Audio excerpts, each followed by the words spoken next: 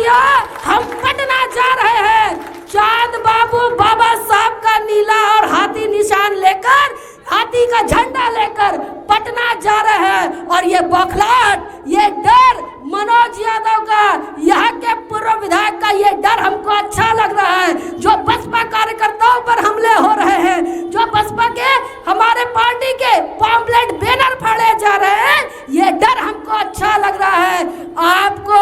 आपको 10 तारीख तक नहीं, 11 तारीख तक होश में रहना है। 11 तारीख तक होश में रहना है।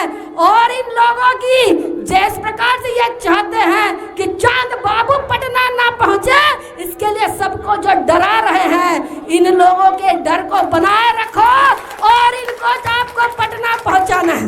समाज में जन्मे सभी संतों, गुरुओं, महापुरुषों को, महानायक महानायिकाओं को नमन करते हुए आज हमारे कल्याणपुर क्षेत्र के भवन छपरा में आप तमाम महानुभावों के बीच हमारी पार्टी बहुजन समाज पार्टी के कार्यालय के उद्घाटन के लिए हम आपके साथ बातचीत कर रहे हैं, रूबरू हो रहे हैं। इस बीच हमारे पार्टी के बहुजन समाज पार्टी के अधिकृत प्रत्याशी मोहम्मद बदिउज़्ज़मा उर्फ चांद बाबू यहाँ पर पहुँचे हैं। आप तमाम लोग जानते हैं बिहार के अंदर चुनावी हवाएं चल रही हैं और ये चुनावी हवाएं अलग अलग पार्टियों के माध्यम से आप तक पहुंच रही हैं। साथियों, हम भी बहुजन समाज पार्टी की तरफ से आप लोगों से वोट की अपील करने आए हैं। आप लोगों से वोट की अपील करने आए हैं, ये कहने आए हैं कि अब बदलाव करना होगा, अब बदलाव करना होगा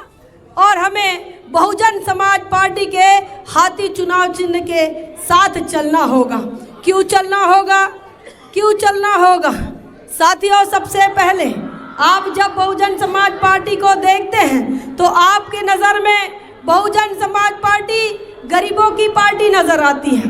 जब आप पहली नज़र में बहुजन समाज पार्टी को देखते हैं तो बहुजन समाज पार्टी आपको मजलूमों की पार्टी नज़र आती है, मजदूरों की पार्टी नज़र आती है, दलितों की पार्टी नज़र आती है, पिछड़ों की पार्टी नज़र आती है, अति पिछड़ों की पार्टी आपको नज़र आती है। तो साथियों, ये बात गलत नहीं है, ये बात गलत नहीं है, ये बात सच है।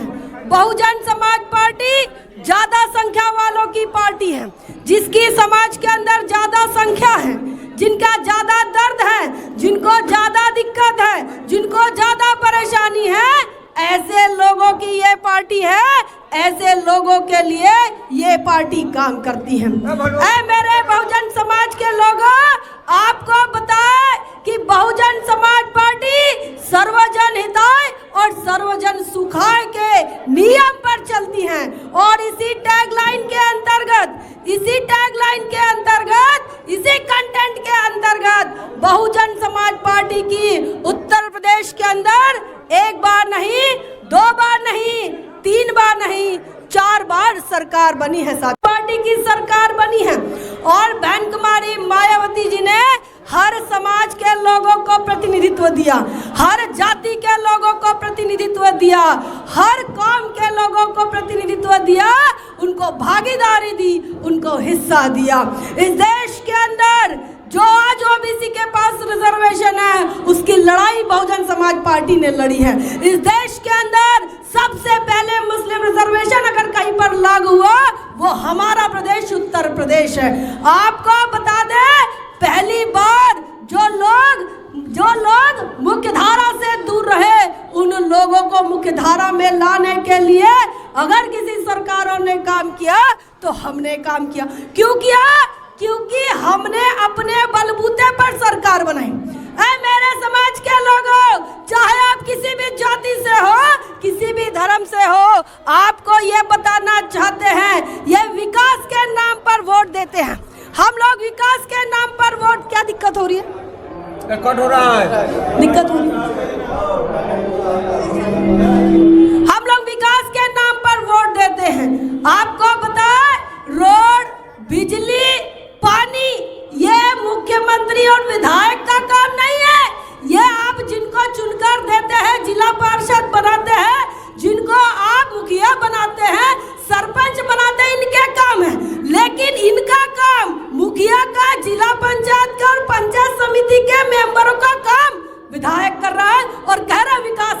पर वोट दो, विकास के नाम पर वोट दीजिए। साथियों, आपको हम बताना चाहते हैं, विधायक चुना जाता है आपके शिक्षा के अधिकार को बचाने के लिए। विधायक के पास पावर होता है कि वह स्कूलों की व्यवस्था को सुधार दे। कितने लोग हैं हमारे समाज के अंदर जो शिक्षा के अधिकार को बचाने के लिए, शिक्षा के स्तर को बचाने के लिए विधायक चुनते हैं? बताइए।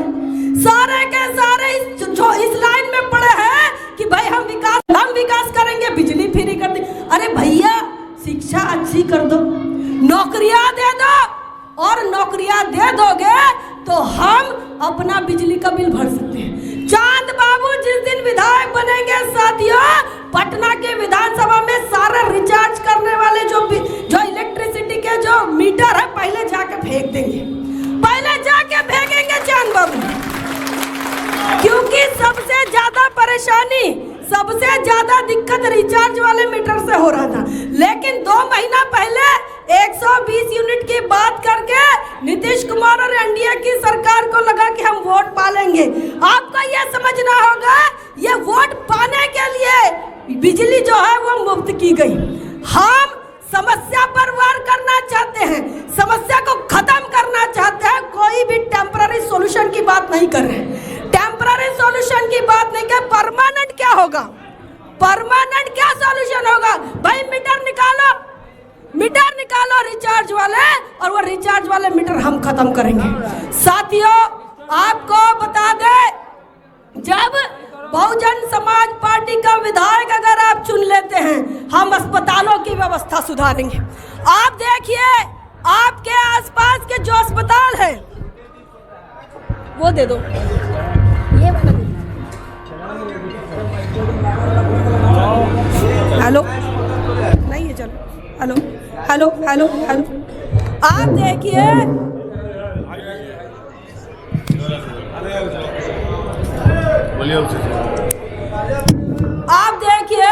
आपके क्षेत्र में जो अस्पताल है, कितने ऐसे क्षेत्रीय अस्पताल हैं आपके ब्लॉक में देखिए, आपके पास के गांव में देखिए, कितने अस्पतालों में सी सेक्शन होता है, कितने अस्पतालों में सीजर का ऑपरेशन होता है, कितने अस्पतालों में, सरकारी अस्पतालों की बात कर रहे हैं, मतलब सरकारी अस्पतालों का इंफ्रास्ट्रक्चर आप देखिए, कितने सरकारी अस्पतालों में आपका एक्सरे हो रहा है।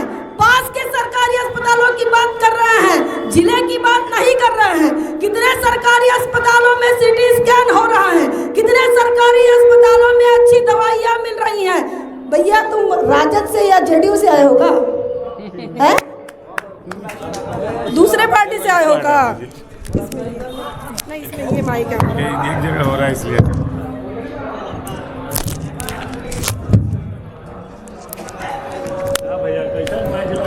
तो देखो, आपको ये बताए, जब बहुजन समाज पार्टी मजदूरों मजलूमों के लिए काम करती है तो मजदूरों मजलूमों का माइक भी ऐसा ही होता है।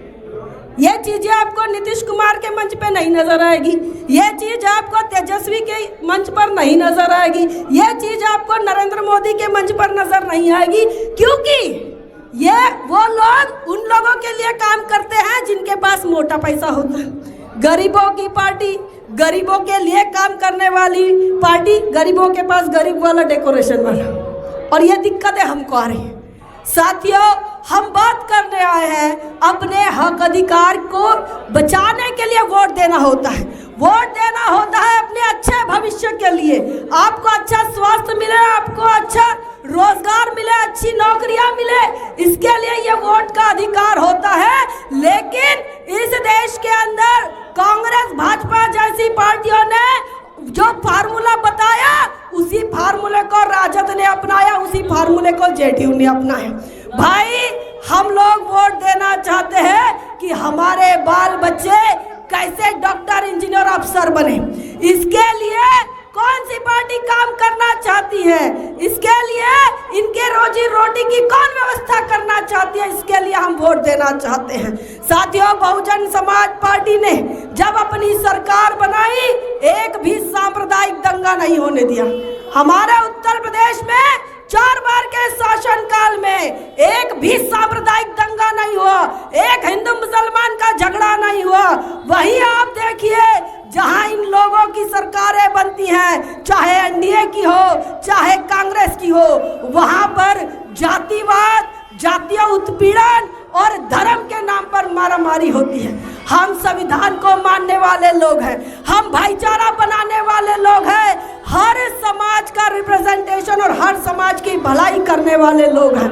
और अब हम आपसे ये कहने आए हैं, ऐ मेरे समाज के लोगों, ऐ मेरे बहुजन समाज के लोगों, आपको आपका वोट देना है आने वाली 11 तारीख को। ये बहुजन समाज पार्टी भारत के संविधान को अपना घोषणा पत्र मानती है। हम कोई घोषणा पत्र नहीं बनाते। आप देखिए कई लोगों ने अपने अपने घोषणा पत्र बनाए, अपने अपने मर्जी से पैसा बांट रहे। कोई 2500 रुपया महीना महिला को देना चाह रहा है, कोई 10,000 की बात कर रहा है। हम कहते हैं हम आपको लाचार बेबस बनाने नहीं आए हैं, हम आपको आपके पैर पर खड़ा करना चाहते हैं। हम चाहते हैं इस देश का मजदूर खुशहाल हो, हम चाहते हैं इस क्षेत्र का व्यापारी खुशहाल हो, हम चाहते हैं इस क्षेत्र का किसान खुशहाल हो। हम पैसा नहीं बांटेंगे, ना वोट के लिए बांटेंगे, ना जीतने के लिए बांटेंगे। हम आपके मान सम्मान की रक्षा करेंगे, कोई किसी को जाति के नाम से अपमानित ना करे, ऐसी व्यवस्था निर्माण हम करना चाहते हैं। धर्म के नाम पर कोई किसी को कमजोर और बेबस ना बनाए, ऐसी व्यवस्था हम निर्माण करना चाहते हैं। साथियों, वोट हमें देना है अपने संवैधानिक अधिकारों की रक्षा के लिए, वोट हमें देना है अपने बाल बच्चों के अच्छे भविष्य के लिए, वोट हमें देना है लाचार बेबसी को दूर करने के लिए। आज हम देखते हैं इस बिहार के अंदर गरीबी चरम सीमा पर है। और गरीब कौम के लोग कौन हैं? गरीब कौम के लोग कौन हैं? यहाँ का दलित है, यहाँ का आदिवासी है।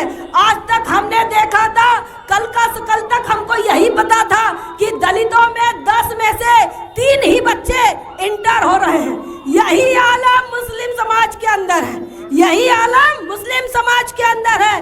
10 में से 3 ही बच्चे जो है वो इंटर पास हो रहे हैं। यहाँ पर मजलूमों की हालत जैसी है वैसी दलितों की है, आदिवासियों की है, अति पिछड़ों की है और मुसलमानों की है।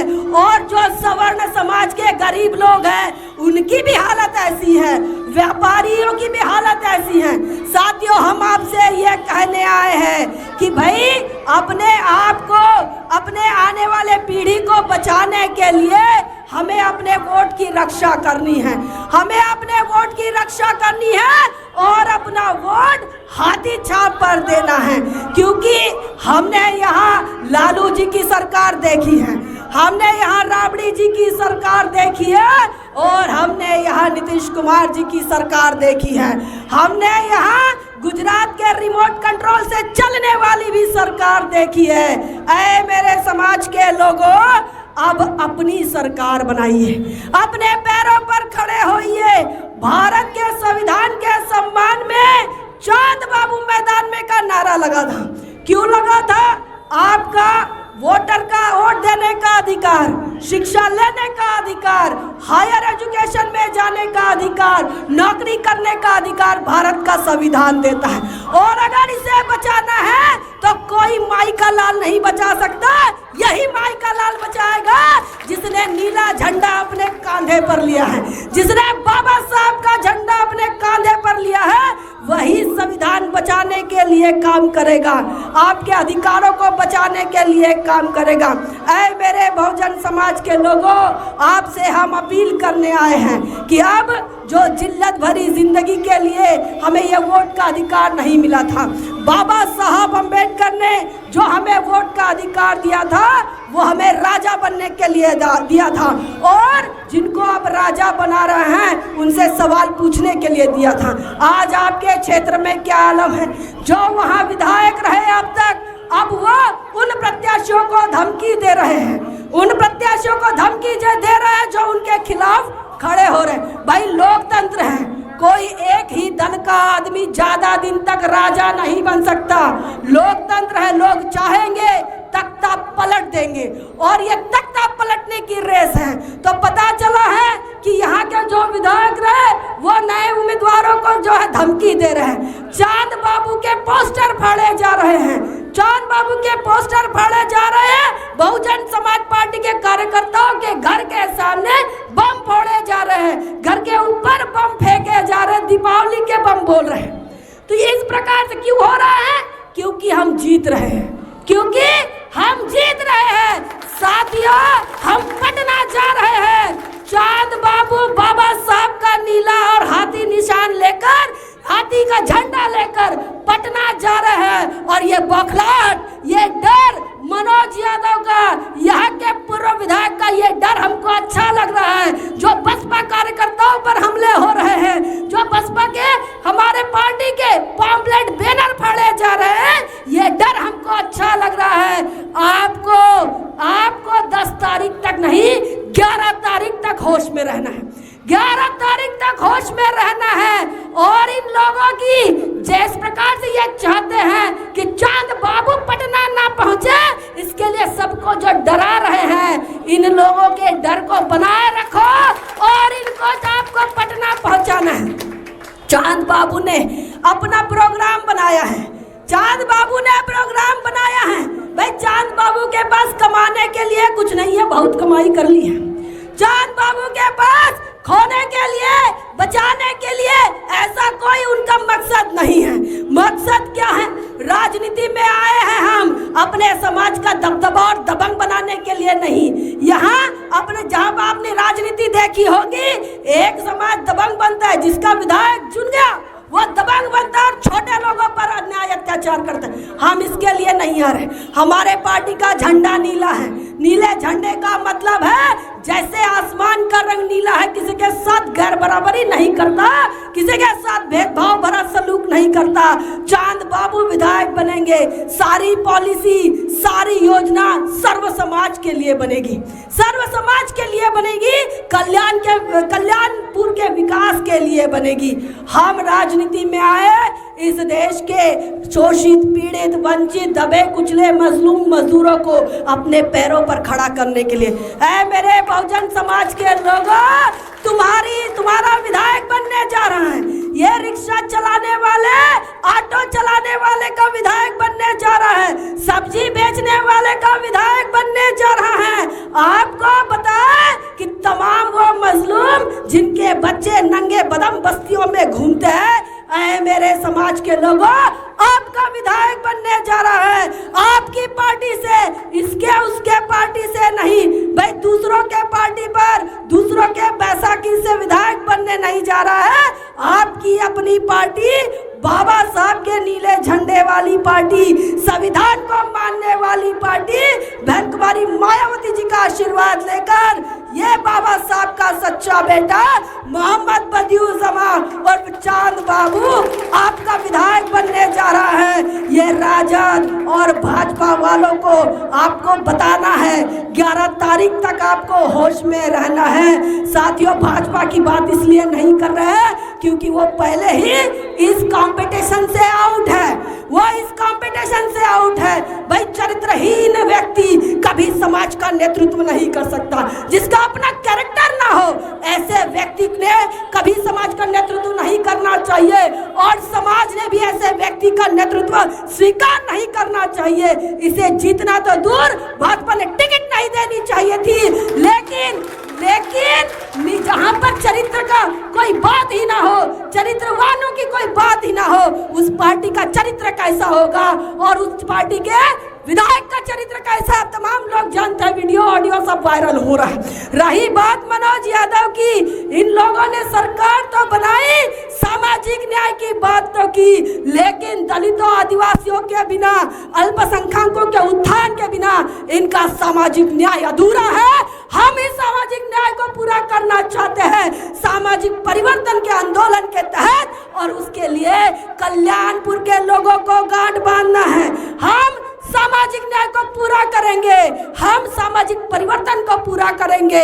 यहाँ के मजलूमों और मजदूरों की सरकार बनाकर, यहाँ से मजलूमों मजदूरों का विधायक बनाकर, ऐ मेरे बहुजन समाज के लोगों, आप लोगों से यही अपील करते हैं, आने वाली 11 तारीख को अपने मतदान केंद्र में जाना है। हमारी नेता आदरणीय सम्माननीय बहन मायावती जी कहती है, पहले मतदान बाद में जलपान, भाई नाश्ता बाद में करना, खाना बाद में खाना, उपवास आपको रहना है, लेकिन पहले वोट देना है।